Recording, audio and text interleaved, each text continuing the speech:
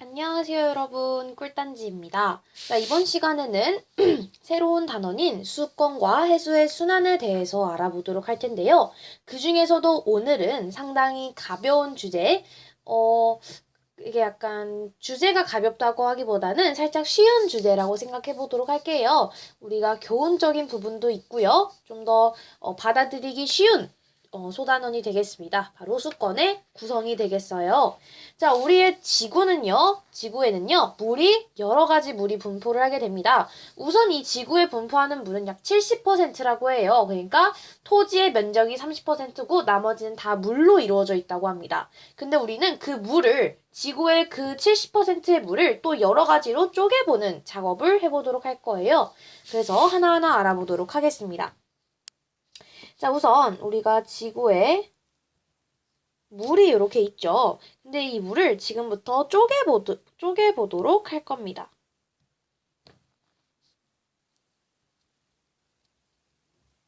지구의 물을 첫 번째로는 우리가 해수와 담수로 구분을 해볼 수가 있어요. 해수와 육지의 물이라고 할게요. 그러니까 제가 보고 있는 교과서에서는 담수라고 표현을 하기도 하기 때문에 담수라고 이야기를 하도록 하겠습니다. 자, 우리는 지구의 물을 해수와 담수로 나눌 수가 있는데요. 해수는 이거 하나하나 설명하도록 할게요, 이따가. 우리가 직접 이용할 수 있는 물은 담수가 되겠습니다. 하지만 대부분 극지방이나 고산지대에 얼음 또는 눈의 형태로 존재를 하거나 땅속의 지하수로 존재를 하게 되는데요. 결국 사람들이 가장 쉽게 이용할 수 있는 물은 하천수와 호수가 되겠는데요. 그것마저도 수권 전체에서 굉장히 적은 양을 차지하게 됩니다. 그래서 제가 양을 많이 차지하는 물 액체부터 정리를 해보도록 할게요. 일단은 해수가 가장 많은 비중을 차지를 하게 되고요. 그 다음이 빙하, 지하수, 호수와 하천수 이렇게 정리를 해볼 수가 있습니다. 자, 각각에 대해서 조금 알아보도록 할게요. 해수에 대해서부터 정리를 해보자면요. 전체 수권의 약 70% 이상 차지를 하게 됩니다. 아이고, 이게 제가 살짝 헷갈렸나봐요. 70%가 아니라 더 심합니다. 97% 이상 차지를 하게 돼요.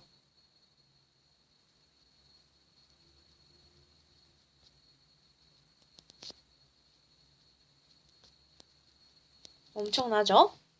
그리고 지구 표면의 70%를 유지를 하게 됩니다. 그리고 짠맛 때문에 우리가 실생활에 이용하기가 조금 어려워요.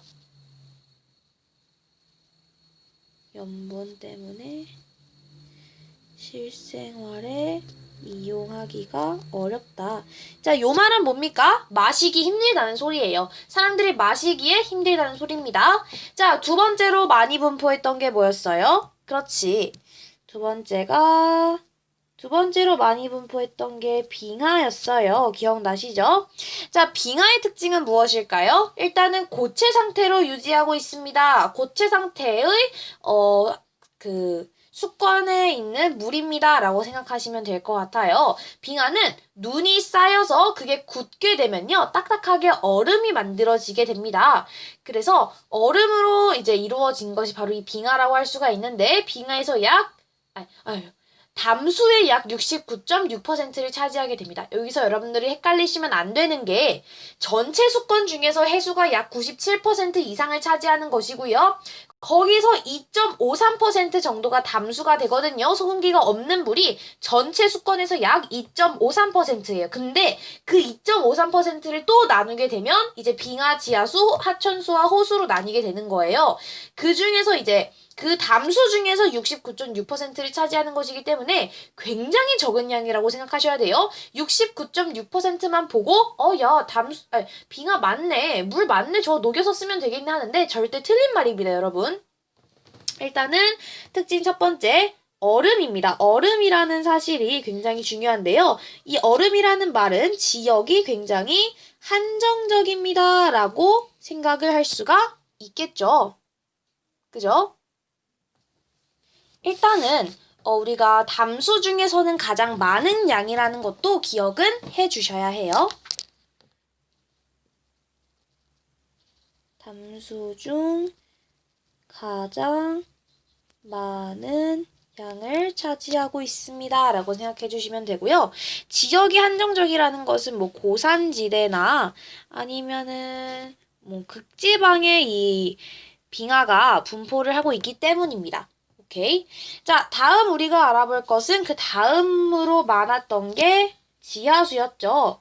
지하수는 여러분들이 조금 꼼꼼하게 기억을 해 두실 필요가 있습니다. 자, 왜냐면 이따가 우리가 잘 이용을 할 수가 있기 때문이에요.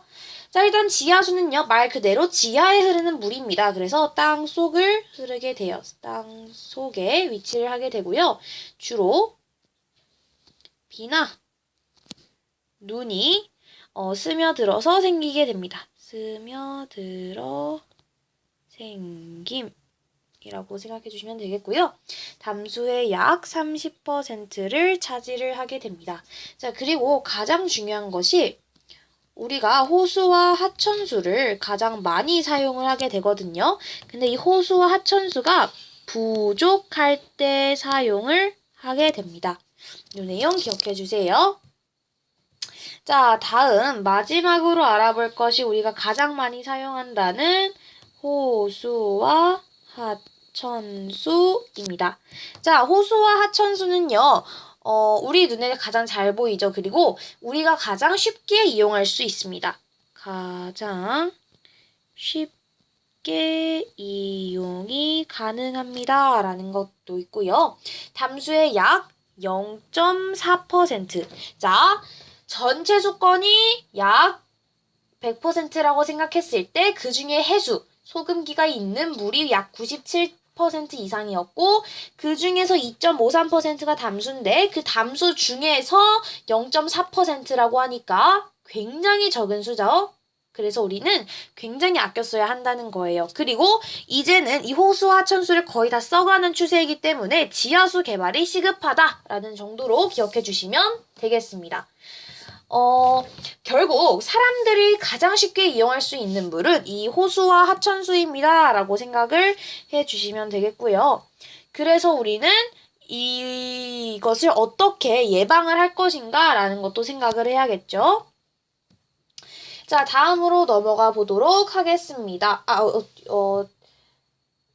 지구에 분포하는 물 중에 가장 많은 양을 차지하는 것은 해수가 되겠고요.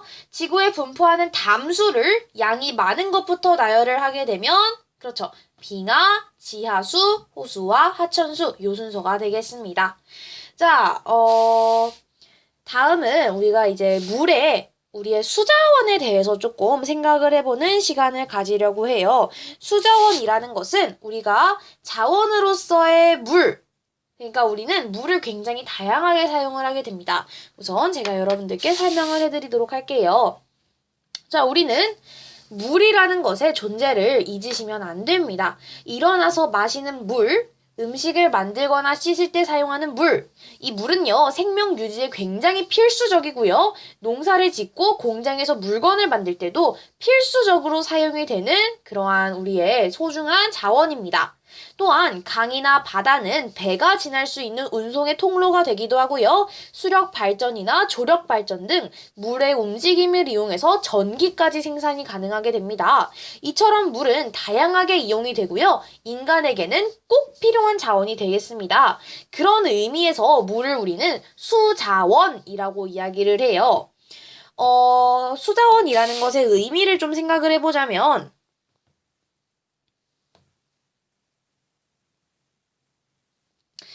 인간이 살아가는 데 자원으로 활용하는 물을 수자원이라고 합니다.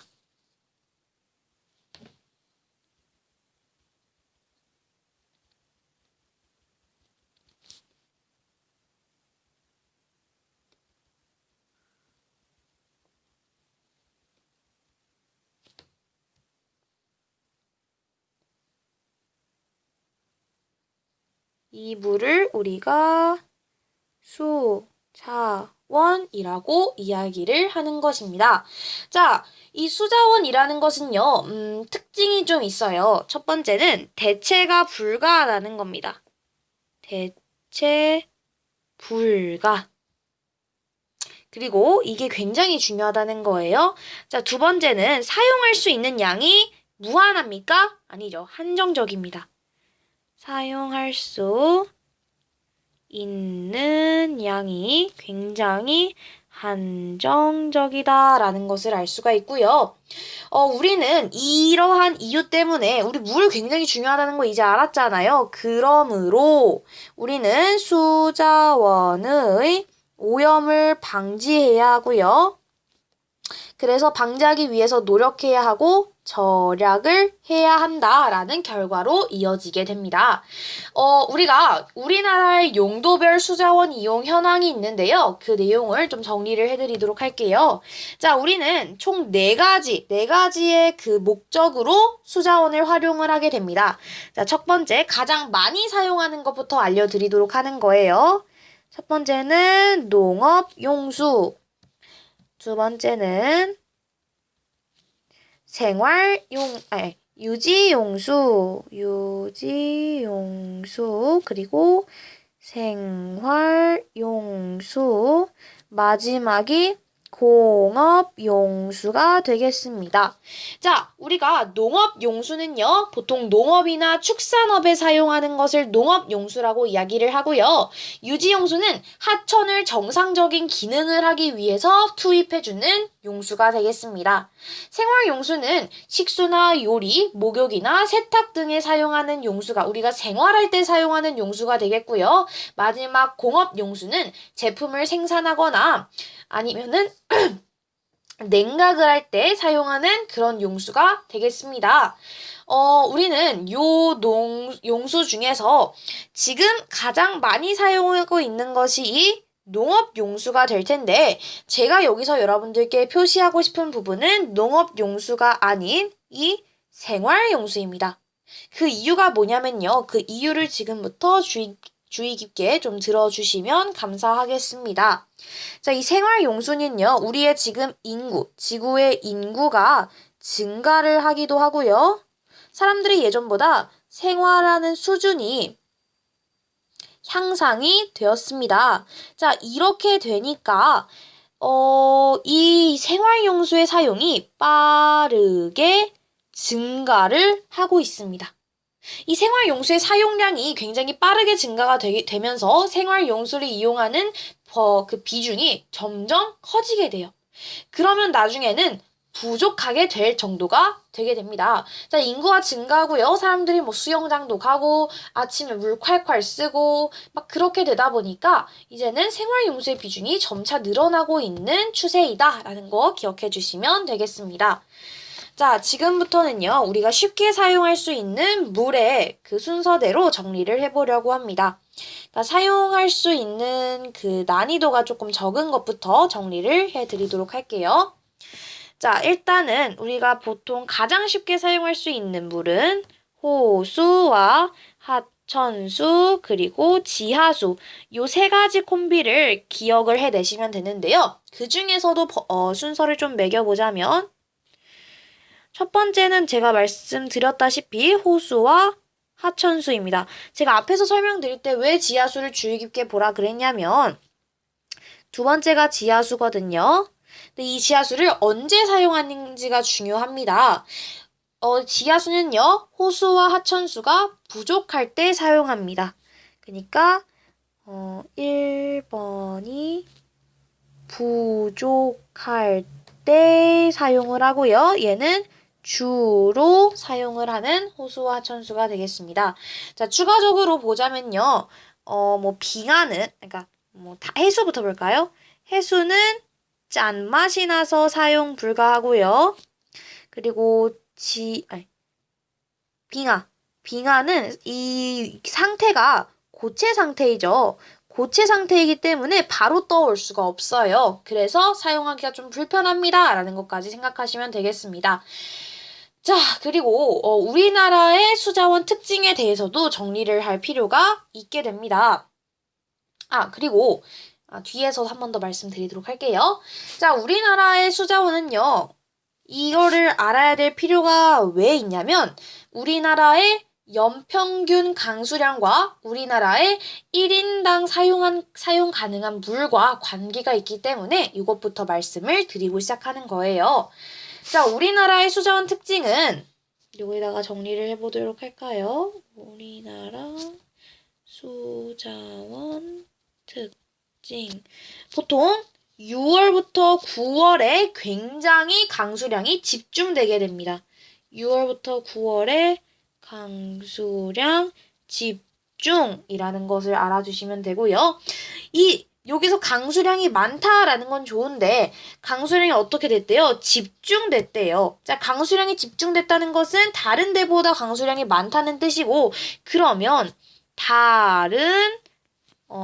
다른 계절에 물이 부족하게 됩니다. 보통은 겨울에 물이 부족하게 돼요. 자, 그리고 우리나라의 지형적인 구조가요. 산지가 굉장히 많습니다. 그리고 하천이 짧아요. 하천이 짧으므로 이렇게 되니까 저장할 수 있는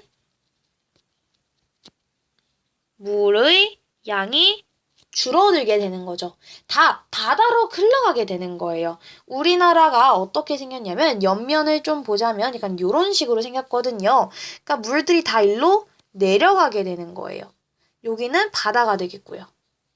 무슨 말인지 아시겠죠? 그래서 막상 여기에 사람들이 살고 있는데 이 사람들이 쓸 수 있는 물의 양은 현저히 적다라는 것이 우리가 문제점이 되겠습니다. 그래서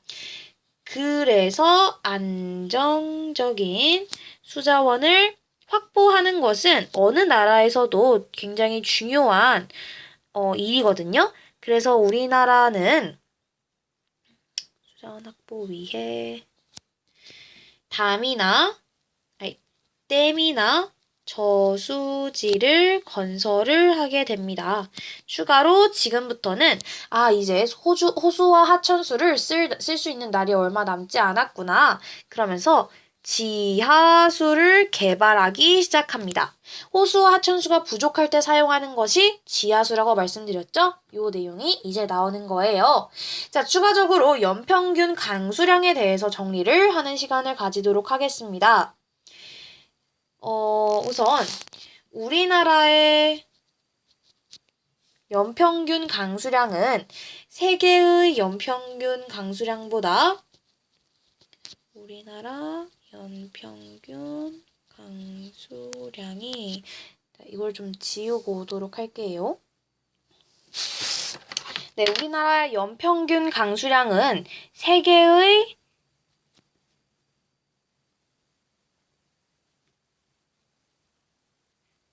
평균 강수량보다 많습니다. 자, 지금 말씀드리는 것은요, 연평균 강수량이에요. 월마다 그 강수량 집중돼 있는 거를 다 포함하는 겁니다. 다 그냥 1월에 10이 오고요. 2월에 20 오고, 3월에 30 오고, 4월에 40 오고, 5월에 40 오고, 6월에 60, 80, 90 오고, 다시 40 오고, 50 오고, 이거를 요렇게 보는 게 아니라 다 합치는 거예요. 자, 이렇게 되면요. 우리나라의 연평균 강수량은 어디보다 더 크게 될까요? 그렇지. 세계 평균보다는 당연히 많을 것입니다. 하지만 이러한 이유 때문에 우리나라의 1인당 사용 가능한 물은 세계 평균 사용 가능한 물보다 적습니다. 왜? 6월에서 9월까지 강수량이 집중되고 다른 계절에는 물이 부족하게 됩니다. 플러스로 산지가 많고 하천이 짧으므로 다 바다로 퍼져 나가서 우리가 저장할 수 있는 물의 양이 적습니다. 라는 이유 때문에 우리나라의 그 1인당 사용 가능한 물의 양이 세계 평균 사용 가능한 물의 양보다 적게 되는 것이죠. 오케이. 이 내용까지 알아보셨으면 되겠고요. 자, 우리의 수자원의 가치 계속 지금 강조하고 있습니다. 우리 수자원 굉장히 중요하다는 거 꼭 기억해 주시면 되겠습니다. 전 지구적으로 볼 때, 전 지구적으로 볼 때 여기다 수자원의 가치를 정리해 보면 좋겠네요.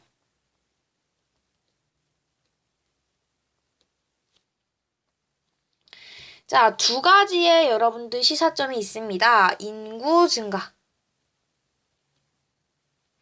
그리고 산업 발달. 이 두 가지로 인해서 물의 사용량은요, 계속해서 증가를 하고 있습니다. 그죠?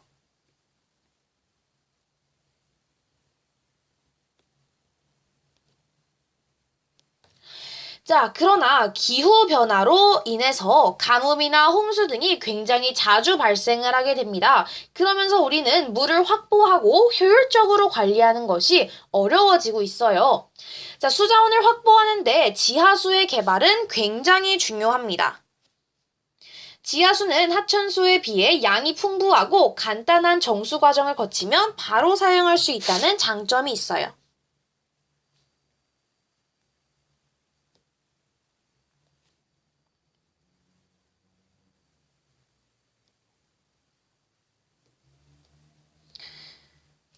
양이 풍부.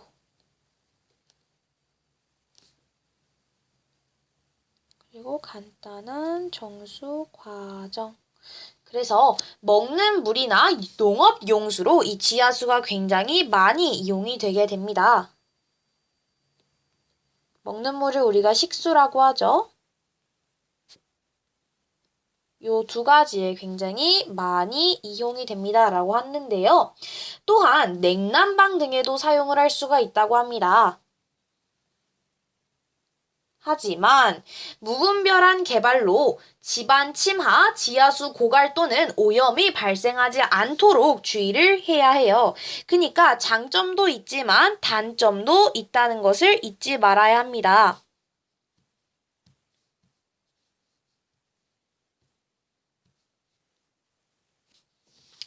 자, 단점은요. 그렇지. 무분별할 개발로 인해 지반, 그러니까 땅이 침하할 수가 있다는 거예요. 자, 그 이유가 뭘까요? 우리 이렇게 땅이 있다고 생각을 해 보도록 하겠습니다. 땅이 이렇게 있어요. 자, 그리고 여기에 빗물이 떨어지게 됩니다. 비가 오게 돼요. 이렇게. 비가 오게 됩니다. 자, 그럼 얘들이 쓱 스며들어서 안에 물이 채워지게 됩니다. 지하에요.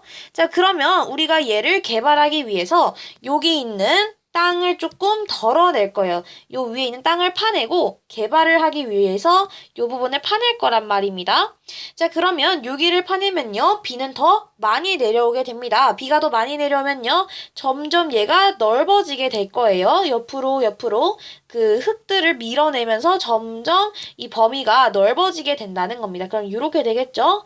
자, 지금 위에 있는 구멍보다 안에 있는 요 양이 더 많아질 때는요. 이 무게를 견디지 못하고 땅들이 저렇게 내려오게 돼버려요. 그럼 갑자기 어느 날 훅! 큰 웅덩이가 생기게 된다는 거죠. 집안이 훅 침하할 수가 있다는 거예요. 그래서 집안 침하의 문제점이 하나 있고요. 또 다른 문제점을 좀 생각을 해보자면, 그렇지. 바로 지하수가 고갈될 수도 있다는 겁니다. 아니면 오염. 요게 단점이 되겠죠.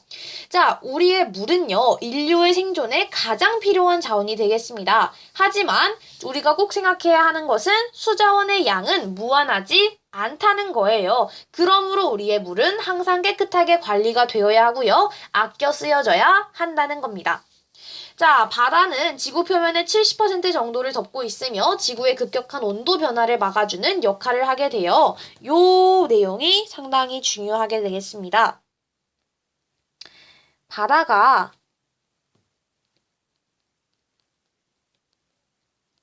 지구의 급격한 온도 변화를 방지해주는 역할을 한다는 게 중요합니다.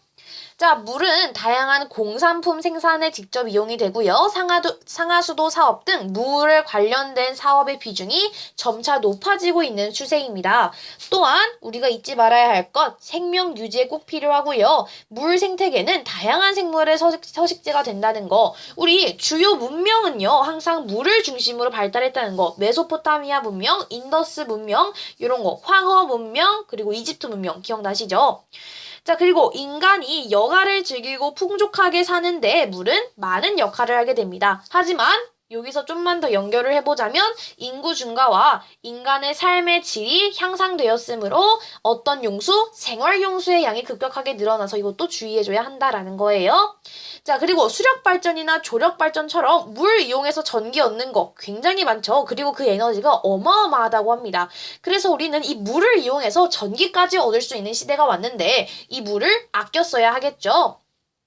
자, 그래서 퀴즈 한번 풀어보겠습니다. 우리의 물은요, 다양하게 이용이 되죠. 그리고 인간의 삶에 꼭 필요한 자원이라는 의미로 뭐라고 이야기를 하나요? 수자원이라고 이야기를 하죠. 자, 우리는 이 수자원을 확보하기 위해서 뭘 무분별하게 개발을 하게 되면요. 지반이 침하게 됩니다. 땅이 침하게 된다는 거예요. 자, 땅 밑에 빗물들이 스며들어서 만들어진 것, 호수와 하천수가 부족했을 때 사용하는 것 바로 지하수가 되겠습니다.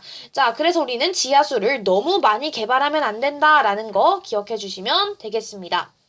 자, 지구의 물은요, 대부분 해수이고요. 그리고 해수이고요. 소금기가 없는 담수는 어떤 순서? 빙하, 지하수, 호수와 해천수 요 순서로 만들어지게 된다라는 거 기억해 주시면 되겠습니다.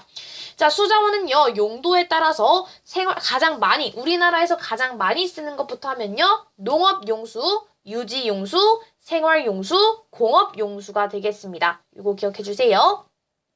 하지만 최근에는 인구 증가와 우리의 삶의 질이 향상되었으므로 물의 사용이 많아지고요. 그 물은 생활용수가 되겠죠. 이 생활용수의 사용량이 급격히 증가하고 있다라는 문제점도 제기되고 있습니다. 자, 우리 수자원을 확보하기 위해서 지하수는요, 하천수에 비해 양이 굉장히 풍부하고 간단한 정수 과정을 거치면 이용할 수 있다는 장점이 있어요. 그래서 이 부족한 수자원의 확보 차원에서 이 지하수의 개발은 매우 중요하게 됩니다. 하지만 추가적으로 생각해 주어야 하는 거, 너무 지하수를 많이 개발을 하게 되면요, 일단 지반이 침하할 수 있고요, 고갈이나 오염이 가능하다는 것까지 기억해 주시면 되겠습니다. 자, 지구 표면의 70% 이상은 물로 덮여 있다는 사실 기억하시죠? 자, 그리고 지구에 있는 물은 바닷물, 강과 호수, 지하수, 빙하 등으로 분포를 하게 됩니다. 네, 맞습니다. 자, 담수에서 가장 많은 양을 차지하는 것은 빙하가 되겠죠? 빙하 다음에 지하수, 지하수 다음에 호수와 하천수가 되는 것입니다. 자, 우리나라에서 수자원으로 가장 많이 이용하고 있는 것은 농업용수가 되겠습니다. 자, 다음 글에서 말하고 있는 수자원의 확보 방안에 대해서 제시를 해봅시다 라고 이야기를 하고 있는데요. 우리에게 꼭 필요한 수자원은 한정된 자원이지만 인구 증가와 산업의 발달로 물의 사용량은 증가하고 있는 추세입니다. 따라서 우리는 수자원을 아껴서 사용해야 하고 수자원의 양을 늘리는 방안도 마련해야 하는데요.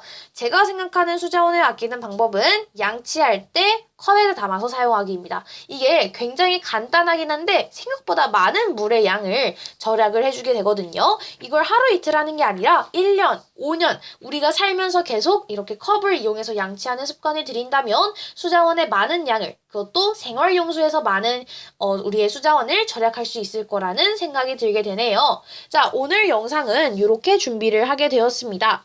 자, 이번에는요, 우리가 조금, 들어가기 전에, 우리가 뭐 갑자기 차가운 물 들어가기 전에 심장에 물부터 적시잖아요. 그 단계라고 생각하시면 됩니다. 자, 그 다음에 배울 해수의 특성과 순환은 상당히 헷갈리기 때문에 우리 수권의 구성이라도 제대로 해서 점수 받아가도록 합시다. 자, 오늘 영상은 여기까지였고요. 다음 시간에 해수의 특성과 순환으로 여러분들 만나 뵙도록 하겠습니다. 지금까지 영상 봐주셔서 감사합니다. 안녕!